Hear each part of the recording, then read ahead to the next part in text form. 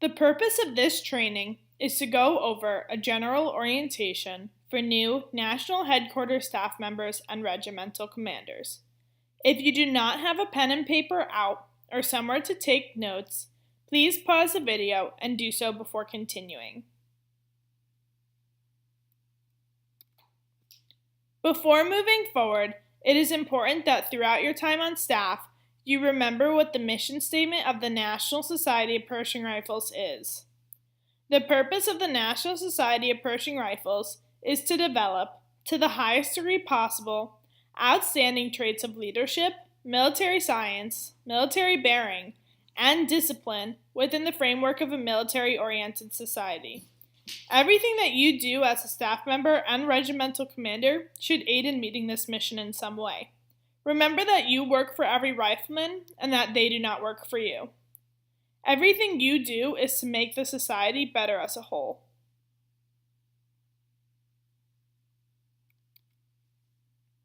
If you have not heard about the PRG yet, get ready to hear that name a good amount while serving on staff. The PRG, or Pershing Rifles Group, is the parent organization to the National Society of Pershing Rifles. First and foremost, the mission of the Pershing Rifles Group is to provide advice, assistance, and support to their partnered and member organizations. Being on staff, you will have a specific PRG staff member to go to for questions based off of their specific position. While you do not report to this person, this is just another person that is there to ensure that you are successful in whatever you do within the society. This will be covered during your personal trainings for who you should go to for your specific position. The Pershing family of organizations. The PR group oversees 5 different organizations: the National Society of Pershing Rifles, the National Society of Blackjacks, which is comprised completely of high school JROTC students, the National Society of Pershing Angels, which is the sister organization to the National Society of Pershing Rifles, the Pershing Foundation, the National Society of Pershing Rifles Alumni Association. Not only does the PR group provide assistance and advice to the National Society of Pershing Rifles, but to all of the above organizations. It is important for each of you to know a little bit about each of these organizations. There may be instances while you're on staff or an RCO where you need to work or talk with somebody from another organization other than the PR group. What it means to be an NHQ staff member or an RCO. You are now an officer of the organization, which means that you will be held to a higher standard. This higher standard includes always performing to the highest degree possible and always maintaining your professionalism at all times. You are now able to serve the society at a higher level than before. The society has given a lot to everyone in it, and now you are part of what makes the society so great. Other riflemen within the society will look to each and every one of you for help and answers. They're going to expect a lot out of you. Think about what you would have wanted to see out of the NHQ when you were not on staff, and then make it happen. And remember, each one of you were selected to be on staff or an RCO because your command staff leadership felt that you were able to serve above and beyond what is asked of the common rifleman.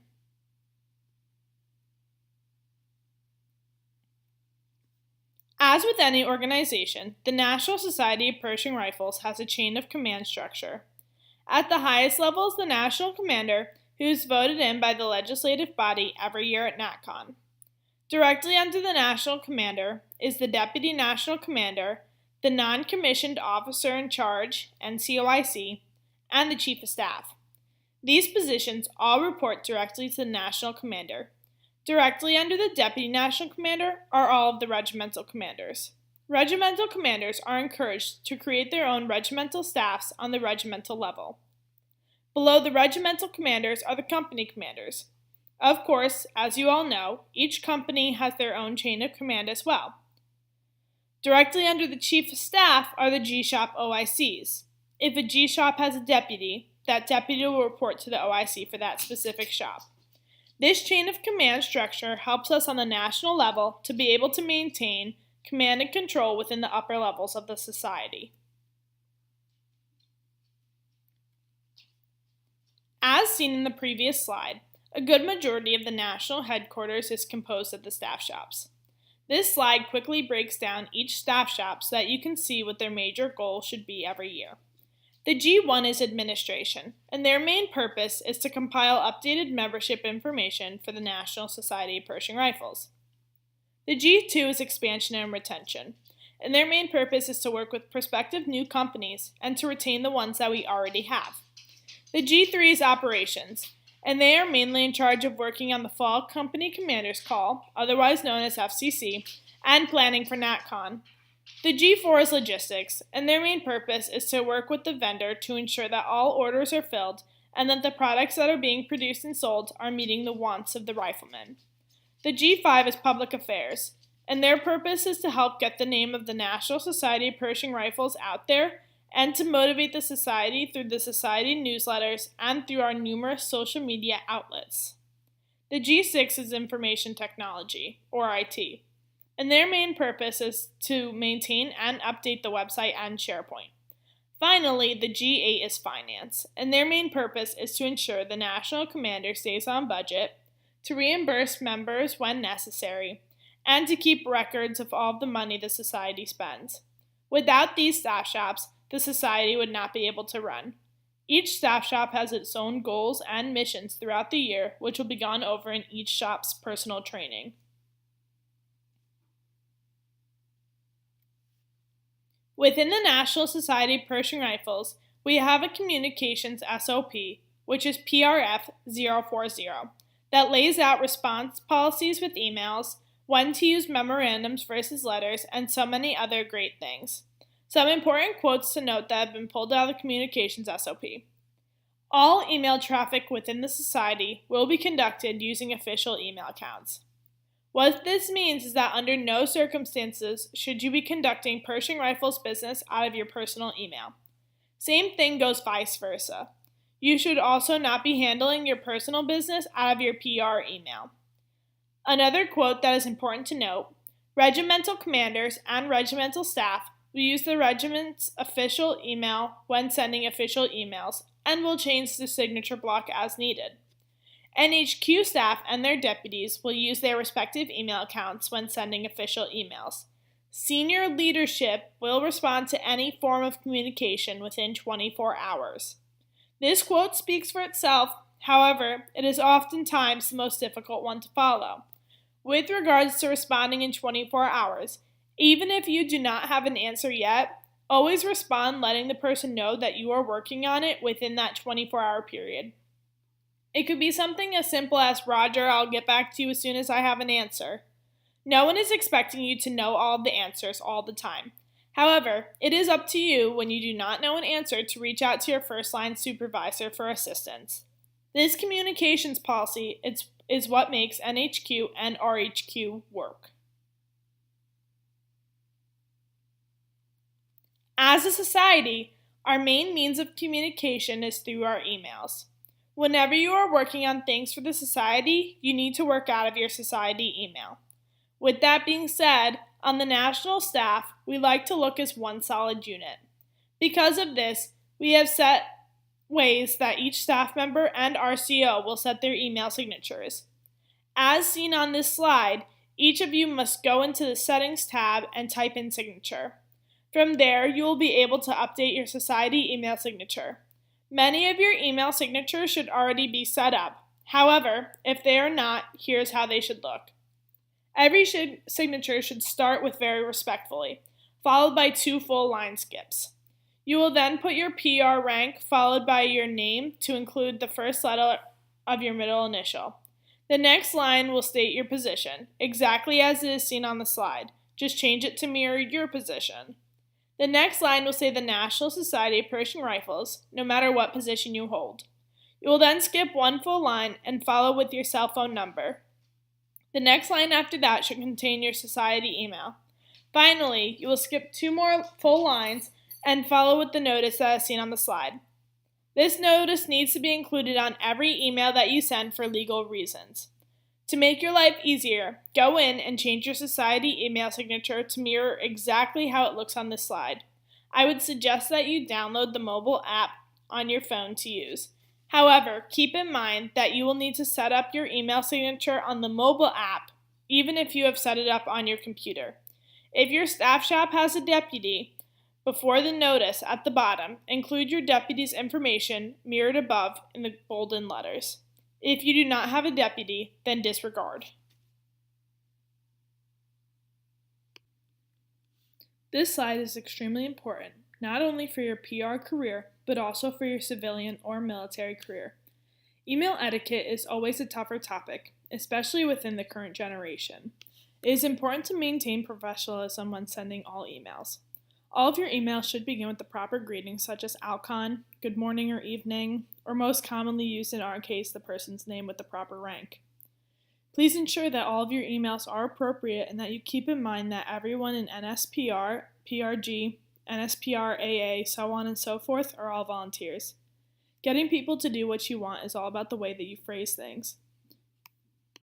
Make sure that you are ending all of your emails on a positive note. No one wants to read an email without a thank you or something positive on the end. Finally, RCO should be CCing the Deputy National Commander in all of their email correspondence, and the NHQ staff should be CCing the Chief of Staff in all of their email correspondence. This is extremely important not only to ensure that the command staff is tracking on everything that you are doing, but also for continuity purposes. There are certain times when we all need to take time off. Whether that time off is for personal reasons, summer training, or a weekend in the field, we as a society have a policy as to how to set our emails in those situations. When you will be away from your email for more than 48 hours, you will need to inform your chain of command and set an automatic reply email. To set an automatic reply, you need to click the Settings tab or gear in your email and type in Automatic Reply. Your automatic reply should mirror the one that you see on the screen. It should start with hello and state from what day to what day you'll be away from your email. Then you should include a follow-up paragraph with who they should reach out to in your absence if there is a case where someone needs immediate assistance. These automatic replies are extremely important to remember to include when you are leaving. By utilizing the format that you see on the slide, it will help us as a society to maintain consistency for out-of-office automatic replies. So you may ask yourself what happens when I'm in finals or on the weekends. As college students, we think that people just understand that we are not available every weekend. They cannot read your minds when your finals week or midterms are. Get into the habit of always setting your automatic reply when you will be away regardless of reason. You will succeed far more by leaving an open line of communication. If you look closely in your email, you are able to see a calendar icon. When you click on it, you are able to see your society calendar. As I am sure you are all aware by now, the society and its partner organizations live off of their emails. Some important things to remember when working within your calendar. Create a set battle rhythm when your calendar. What this means is that to set up a set time every week when you're going to have your weekly calls with your superiors. Ensure that you are accepting or declining all calendar invites as soon as you receive them so that you did not forget about them. Make sure that you are marking off when you are not available within your calendar. Finally, RCO should be sharing their calendar with the Deputy National Commander, and staff members should be sharing their calendar with the Chief of Staff. This is so your first-line supervisors are able to see when you are free or not to schedule a call.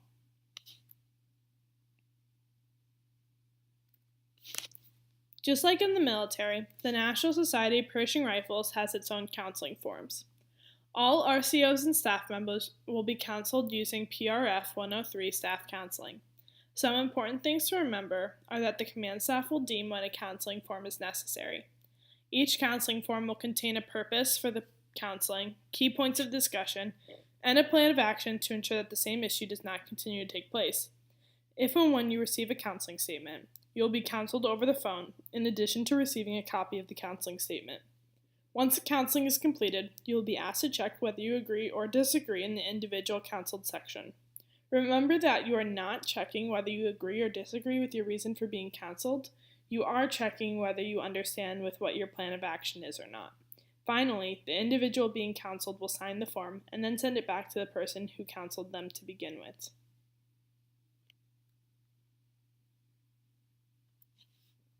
There will be times when either the Deputy National Commander or the Chief of Staff cannot run their weekly calls. In that case, you will be asked to turn in a staff report. For the NHQ, you should be using PRF 102 for your staff reports. It is important to note what have you been tasked with for the week, what you have completed, and what you plan to accomplish over the following week. For the regimental commanders, you should be using PRF 104 when turning in a report. The only difference between the regimental headquarters reports and the national staff reports is the company reports section. This is where you will give a brief update on how each of your companies are doing, and if they need help with anything or have any requests. While these forms only take 10 to 15 minutes to complete, ensure that you are filling them out to such an extent that your first line supervisor can understand exactly what you have completed and what you plan to do. An implied task, by definition, is a task derived during mission analysis that an organization must perform or prepare to perform to accomplish a specified task or the mission, but which is not stated in the higher headquarters order. This is straight from the U.S. Department of Defense. In short, implied tasks are tasks that go along with the overall guidance, however they are not stated in the official order. Throughout this slideshow, you each have been given implied tasks. Set up your email signature, read the different documents referenced in this training, download the email application. We are given implied tasks all the time. Your first line supervisor should not have to track you down to get these done. And remember, the instructions that you are given are not always going to be laid out exactly what you have to do. That's where implied tasks come into play.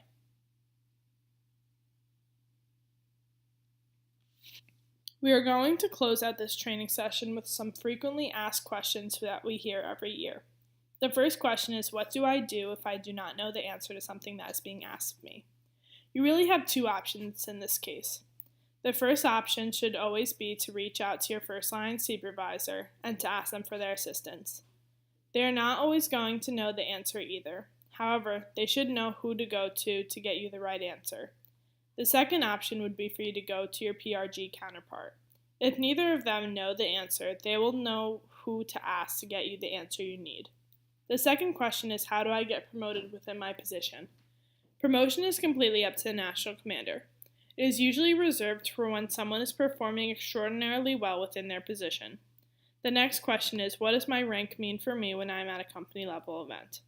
While you will still maintain your rank, that does not put you above anybody else. The company commander is still the person that is in charge at all company level events. Please do not get caught up in your rank. The final question is, where can I find all of the documents referenced in this training video? You can find all of these documents on the SharePoint on your emails. If you go into SharePoint and into the PR NHQ folder, you'll be able to find all of these documents within the Society Documents folder.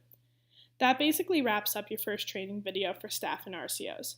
Once again, congratulations on your new position in the Society, and thank you for stepping up and being willing to serve on a higher level.